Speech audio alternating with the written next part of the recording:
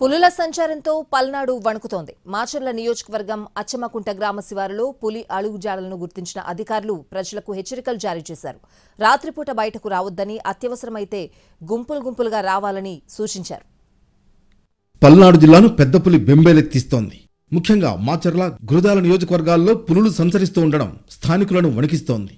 అచ్చమ్మకుంట ప్రాంతంలోని పొలాల్లో పులుల పాదముద్రలను గుర్తించిన స్థానికులు అటవీ అధికారులకు సమాచారం ఇచ్చారు. వాటిని పరిశీలించిన అధికారులు అవి పులి పాదముద్రలేనని తేల్చారు. రాత్రిపూట గ్రామస్తులు బయటకు రావద్దని హెచ్చరించారు అధికారులు. గతంలో మాచర్ల, దాచేపల్లి ప్రాంతాల్లో పులులు సంచరిస్తున్నాయంటూ అటవీశాఖ అధికారులకు ప్రజలు ఫిర్యాదు చేశారు. ఓ ఇంటి దగ్గర కుక్కపిల్లను నోట కరుచుకుని పులి పారిపోయిందని ప్రచారం కూడా జరిగింది. స్థానికుల ఫిర్యాదుతో మాచర్ల ప్రాంతంలో ట్రాప్ కెమెరాలు అమర్చి వాటి ఆచూకీ కోసం గాలింపు చర్యలు చేపట్టారు అధికారులు. అయితే అవి అడవి లోపలికి వెళ్లిపోయాయని అధికారులు భావించారు. కానీ మళ్లీ 4 రోజుల నుంచి పులులు సంచరిస్తున్నాయంటూ ప్రచారం జరుగుతోంది. దీంతో పగటిపూట ఒంటరిగా తిరగవద్దని అధికారులు హెచ్చరికలు స్థానికంగా కలకలం రేపుతున్నాయి. కొద్ది రోజుల క్రితం ఇదే ప్రాంతంలో ఓ పులి వేటగాళ్లకు చిక్కింది. అడవి పందులకు, నక్కలకు వేసే ఉచ్చులో చిక్కి పులి వేటగాళ్ల దాహానికి బలైందని, దాని గోళ్లు పీకి శరీరాన్ని కాల్చివేశారని ప్రచారం కూడా జరిగింది. సార్, గత 2 రోజుల క్రితం మా ఊర్లో వచ్చేసి పులి అనేది జాడ అనేది పొలాల్లో కనిపించింది సార్.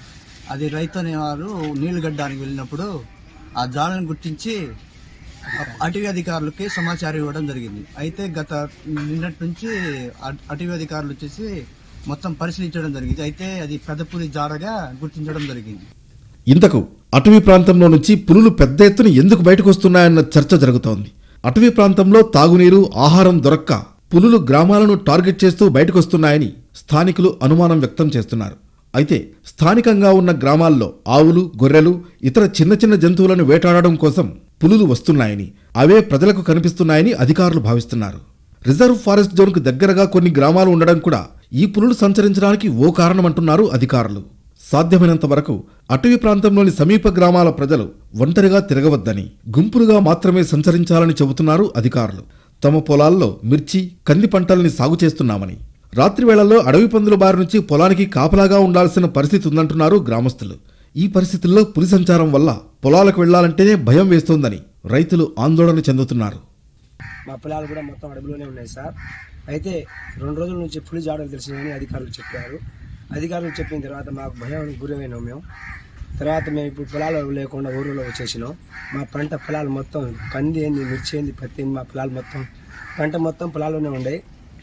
దానివల్ల మేము ఇప్పుడు ఆ పంట కూడి చేయాలంటే మాకు భయం పుడుతుంది. ఈ ప్రాంతంలో పులులను బంధించడం లేదా వాటిని అక్కడి నుంచి అడవిలోకి పారిపోయేలా తగిన చర్యలు తీసుకోవాలని స్థానికులు అధికారులను కోరుతున్నారు. లేదంటే తమ ప్రాణాలు సైతం కోల్పోయే ప్రమాదం ఉందని ఆందోళన వ్యక్తం చేస్తున్నారు.